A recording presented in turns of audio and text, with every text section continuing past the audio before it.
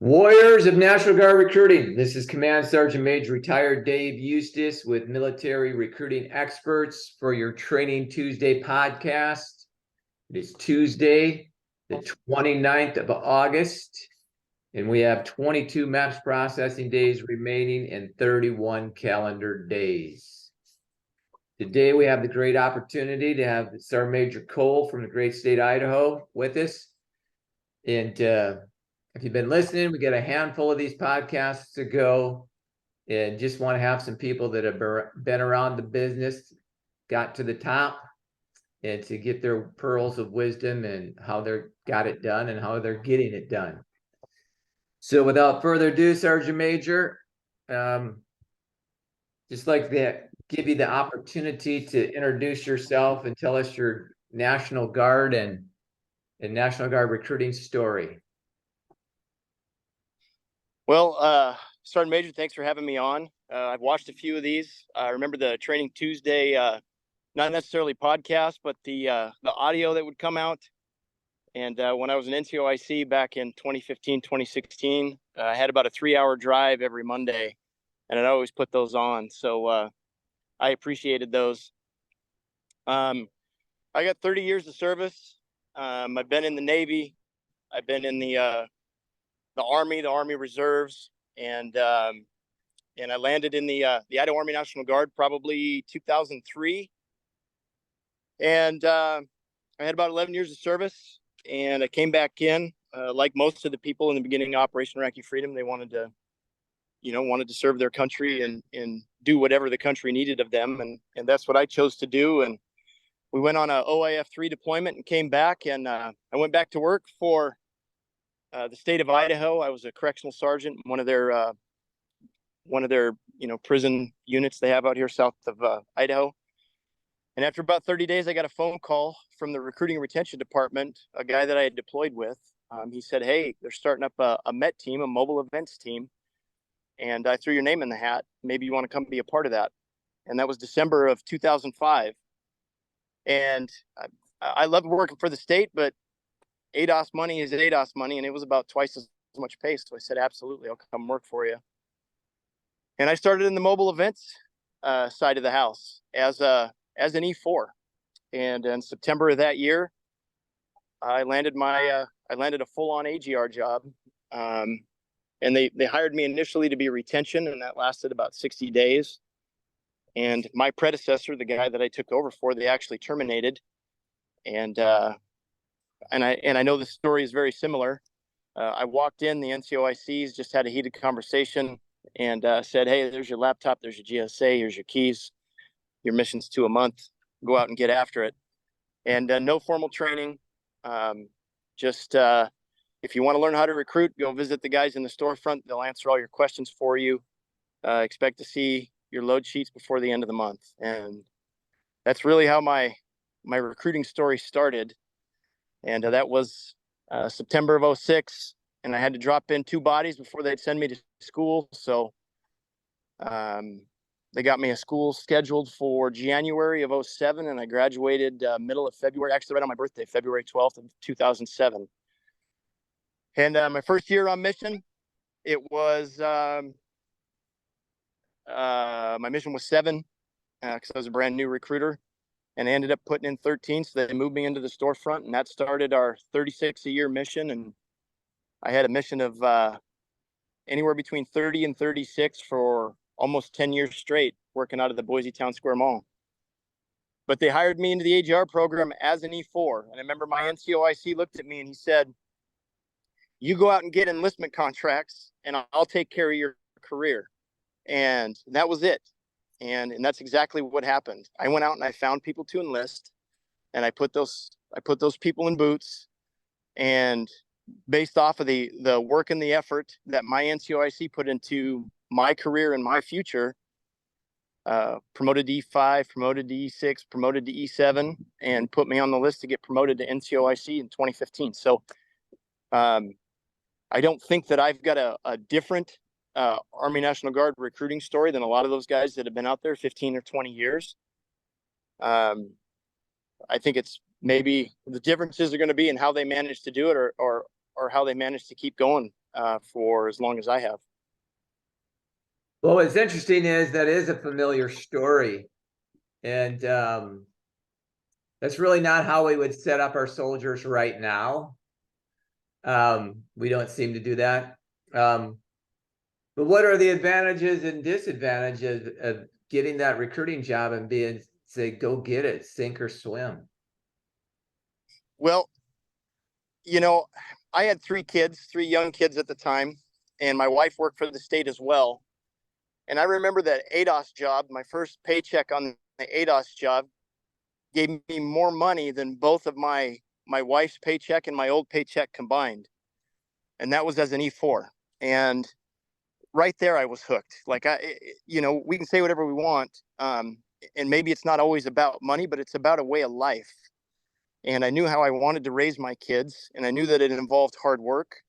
But I really felt like this organization that I'm a part of really compensated me for that. So everything I have, everything that I've received over the last 20 years of being in the Idaho Army National Guard has come from some sort of work and my ability to leverage, time, accountability, all the things that went into success. So what I specifically like about it was they look at you, and this is back in the day, and maybe these conversations are taking place because I'm still having them with my guys.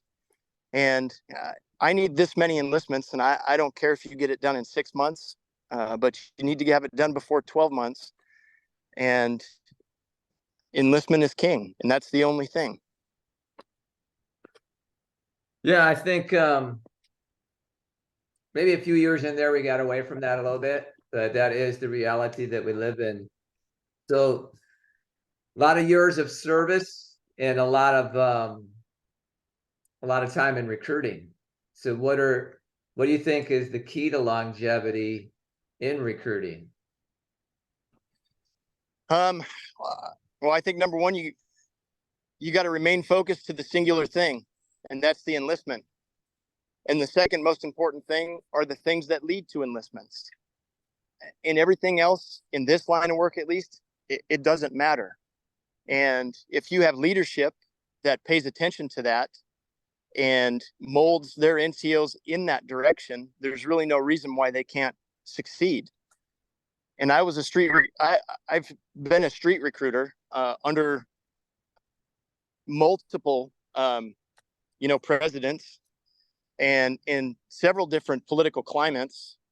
And it's a handshake, a conversation, still gets the job done. Getting out there and getting after it is the only way to find success. Yeah, it is. A lot of times, because I do this training thing for a living, people will say, well, that's so simple. There's no way that will work. It's too simple, but it is the reality. Well, your command has been very successful this year and had a really good run this year. What's the difference between this year and last year for your team? Well, so the first 2 years that I was here, we took over in 2019 in this position, and we closed out a pretty average month for us at about 350 enlistment contracts. And 2020 was the first year that I was really fully in the seat, and it was about the people and making the field recruiters the most important thing, and the things that they needed the most important thing. And we really spent all of our time and energy focused on that. And so we managed to clear 400 enlistments in 2020, like 411 to be exact. And we didn't change our philosophy, and we rolled into 2021, and we did very similar to the same thing. We had 409 contracts. We had 2 really banner months for recruiting, and then COVID started to hit, and things really started to kind of wean off.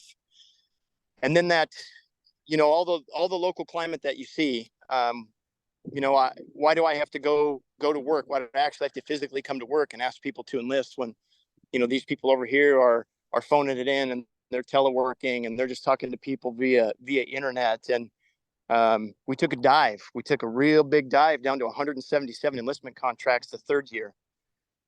And what I found is, and to stay relevant, because I know some of the field is going to be like, well, here's a sergeant major. He's saying X, Y, and Z. What does he know about field recruiting? Well, 2020, 2021, 2022, I maintained out in the field recruiting. I didn't maintain a mission like everybody else did, but I put in a body a quarter, or about a body and a quarter, just to make sure that I stayed on top of the regulations. And I went out and I prospected and I found people, because I was getting all the same reasons from the field, like it's too hard, there's no propensity to enlist, people aren't interested right now. And you're right, they weren't interested right now. So maybe you go from 99 no's in a day to 150 no's a day. I get it, but that's the job. So get through your no's to get the yes. So, you know, I maintained enlistments every single year to make sure that I understood the process that I was pushing my guys to do. And we identified that it was really the NCOICs that were, and I say struggling with accountability. And we have great NCOICs. So I'm not saying that to shade them whatsoever. But in the climate that we were operating, everybody had kind of backed off a little bit because of COVID. And we were more loose with schedules and loose with working conditions. And it tanked us. It tanked us bad in this state. And we went from, I think when I took over, it was 94% end strength. In the first 2 years, we got it up to 98.3. And now we're sitting at 88 after coming off of COVID and all the discharges that took place. So I had attended I've attended a lot of your trainings, but I attended the NCOIC training back when I was in NCOIC, and it came down to accountability. And it didn't really resonate at the time, because at the time we were winning, right? When my company had put in a bunch of enlistments, we were on top of the world. So you're picking little nuggets out of there, but not to say that you're not really paying attention, but you're not taking all the notes and paying attention. And once we identified that holding our people accountable more, and starting and stopping at the NCOIC level, because that is the heart of any recruiting company, is the NCOIC. You know, we really noticed, like, okay, this is what we have to wade into this full on. So I think, and I don't remember exactly when I called you, but we asked you to come out in November. And you did. You came out and addressed our entire recruiting battalion in November. And it was just like a framework. We took the things that you said and we threw it on a paper. And there were some heated arguments in there that I know that you sat through between me and the NCOICs and the field recruiters in the NCOICs. But we got through it, and we just as an overlay, we just used your framework, and we threw it on the board and said, this is what we're going to do. Like, it's about business. It's not about likership. It's not too much, you know, I get it. Everybody's friends in recruiting, and you got a lot of guys that have been in for a long time, but that's what we did. And we took off. We set little goals like you stated. And we hunted the little wins every month, every quarter. And I think we're going on the 8th month now of being the #1 small state. I think our worst month to date is 112% over our mission. So yeah, that's what we listened and we applied. I think that's probably the key to success. Well, then nobody hates winning. So I noticed, like, the group in Hawaii the other week here, just recently, no one's feeling bad about what we had to do to get there. And there's a lot of work to get there, but no one's feeling bad about that. And I think that is something you mentioned earlier about having it be the most important thing. The back end of celebrating that is pretty darn important too. And was that incentive to win a trip to Hawaii a big factor in those recruiters? So it was. You know, we've got a couple deployments coming up, and you know, throughout COVID, we'd watched our in-strength numbers kind of dipping, and we had a couple MOSs specifically that had dipped into critical levels, critical to the point where there was a potential where it would affect our ability to deploy. So we met with the state leadership, and they said, what can you guys do about these MOSs specifically? And we've run MOS challenges before, but you never saw anything but maybe a 10% bump or 10% increase.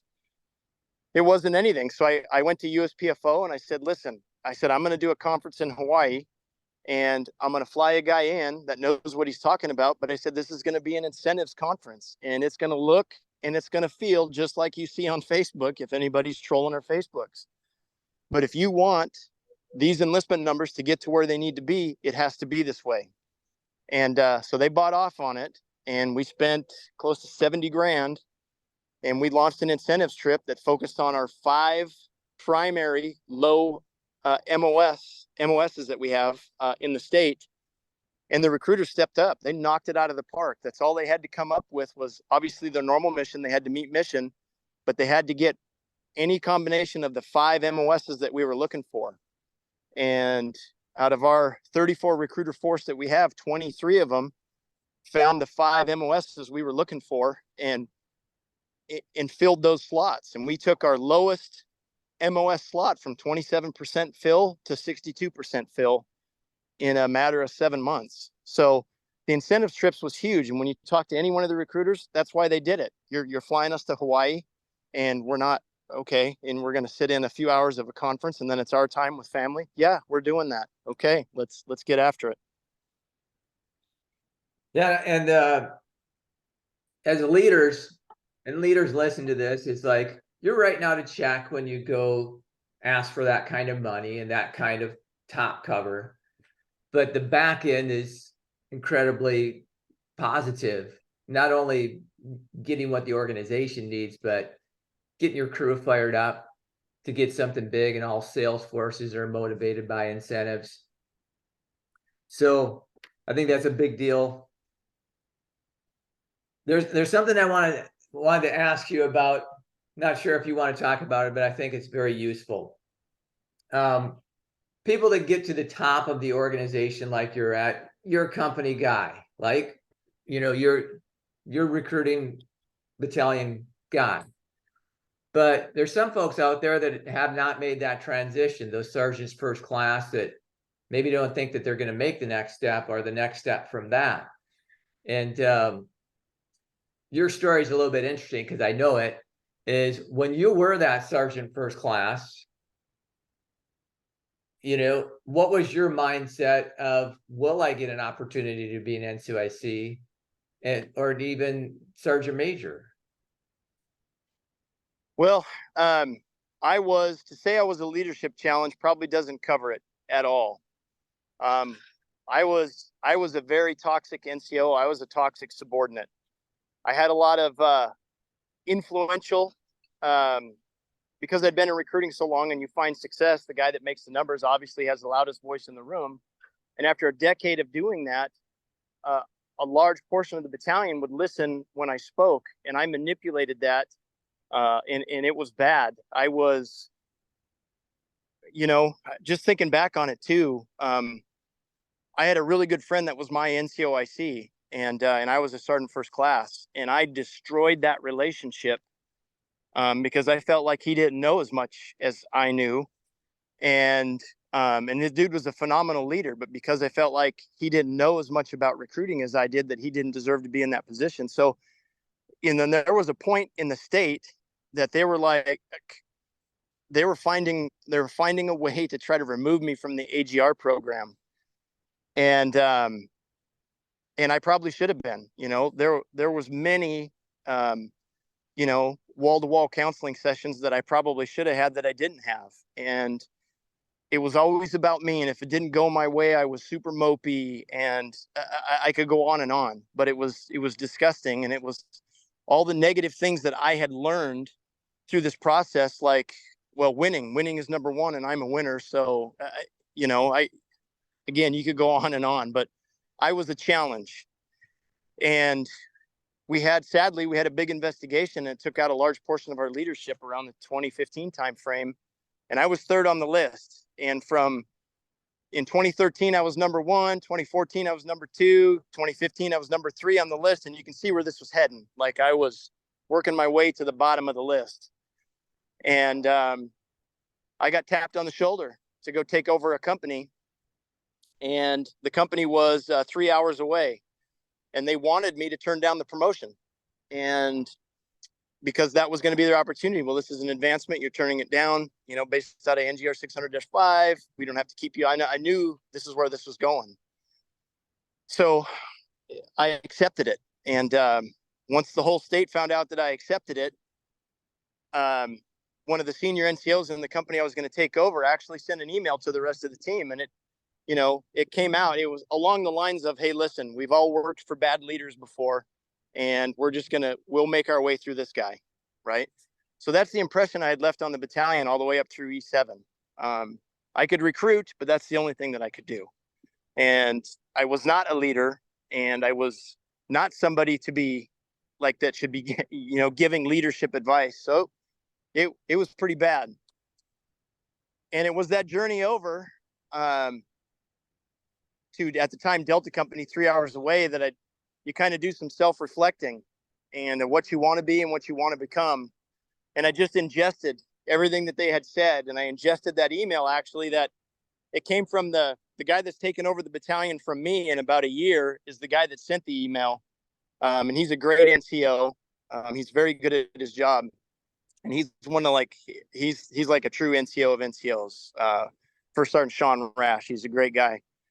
But he's the one that circulated the email. I just kind of digested everything that he said. And I had to completely transition not only my mindset, but everything that came out of my mouth. And once I came to terms with I was the problem and what I needed to do to solve that problem, then becoming the company man that we're talking about, it wasn't difficult because I felt like I sat in everybody's position. And it's almost like those are the things that make me uniquely suitable for this position, because I'm sitting across from 8-year E6s and 10-year E7s in the battalion, and they're like, I'm ready to move on, I'm burnt out.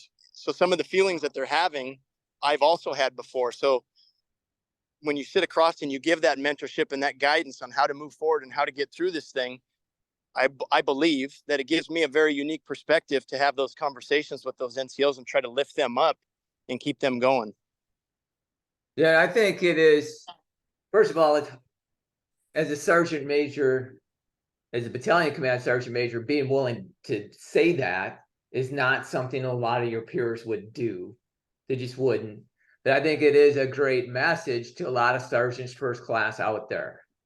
The day that you understand that what your leadership really wants is to ensure that we make this mission.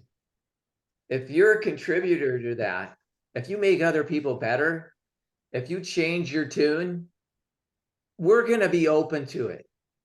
We're going to be supportive of it. We're going to like it.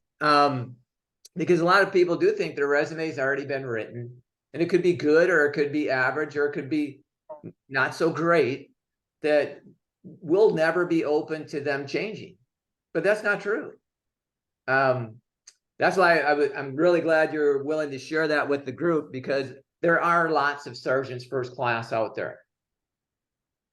And they think the story of their career is already written. I'll never get picked. It will be somebody else. I've already been passed over. And that's simply not, it's not true. And it is not, Dave, it's not true. And having, I'm coming up on my 5th year now, or obviously over my 4th year. And by the time I walk out of here, I'll have 5 years of change.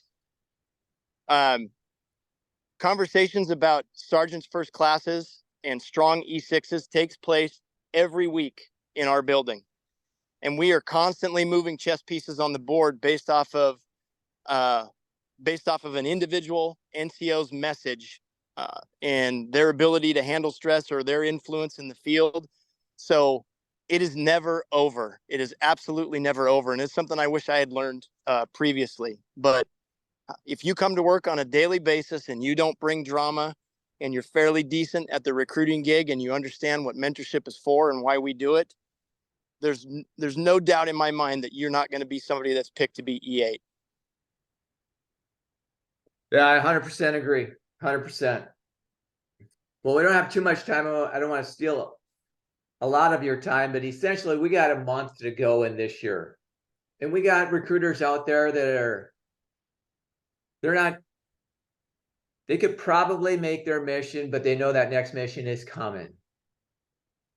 We have NCOICs that are in the same boat and command teams that are in the same boat.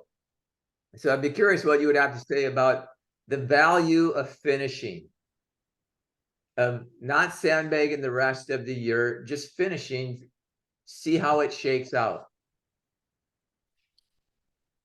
I personally think that that if you don't choose to finish, then the majority of your year has been a waste, and it says a lot about a person's character. Simply that, it says a lot about your personal character and your ability to work your way through hard solutions.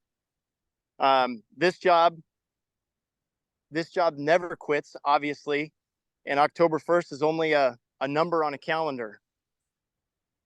But if you apply a regular and steady battle rhythm on a monthly basis or even on a weekly basis, something that you found that produces results, then you stop looking at the calendar because you're constantly exceeding expectations. So sandbagging, that is something we simply don't do in this battalion. I was a part of the crew that used to sandbag because you think, hey, my mission's 12. Next year, they're going to give me 14 if I put in a couple more bodies. Well, the mission is, and it never will go away, and the number doesn't matter. You know, in 20 years, if you're a recruiter, you're going to be asked to give an X number to the state, and you don't know what that is, but you're hired to recruit. So not finishing and sandbagging, it's a bad habit. But I think it probably speaks testament to how a person's character, and then they're going to be in the same situation. They're going to have a real personal conversation with themselves. Am I willing to change? Am I willing to adapt in recruiting to make myself substantial, I guess? Last question is really for leaders, because I think you've done this and it is a challenging thing to do. When we have some success, and we set forth on that, we're on the deployment that never ends. So we're setting forth, on the next mission and being confronted with, hey, we're going to ask people of more, and developing a level of comfort that if we're going to get better, I got to ask people to do more. What have you done with your officer leadership and your NCOICs to prepare them for, we're asking for more, we're going to get better? We recently did a officer training. We included the NCOICs because this is the first year that we've really had first sergeants and company commanders. And we explained to them, get comfortable with the word no. Everybody wants to hook a buddy up. Recruiting always has all this swag. You got cool inflatables. You want to go to the middle schools. You want to do all these things. Everybody likes to task recruiting out to community events, but nobody wants to do the recruiting events, right? Because those are the hard ones where you got to have the field interviews and convince people to sit down and sign on the dotted line. So we told them to get comfortable with no. And I made them all sit down, and we're throwing all the events up. And I said, okay, put X's by the COI events and the VIP events that absolutely have to happen in the community.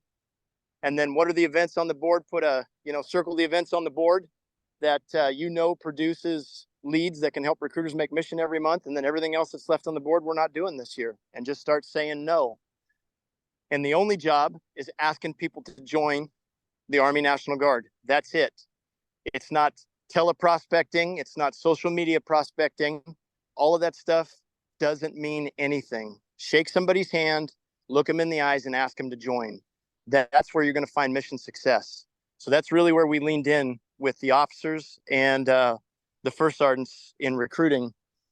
And if you're spot checking and you're driving your troops to do just those things, there will be mission success at the end of the road for you. Awesome. Well, I really appreciate you doing this, and wish you great success. Hope to spend some time with your team again down the trail. And I'm sure you guys will keep it rolling. Yeah, absolutely, Dave. It was good talking to you. You will see us. We are announcing our other challenge coming out here on the 10th of September. That's our end of year. So we'll be doing another one, and we'll be knocking on your door to come teach at that. Awesome. Have a good one, All Sergeant right. Major. You as well. Have a good day, Sergeant Major.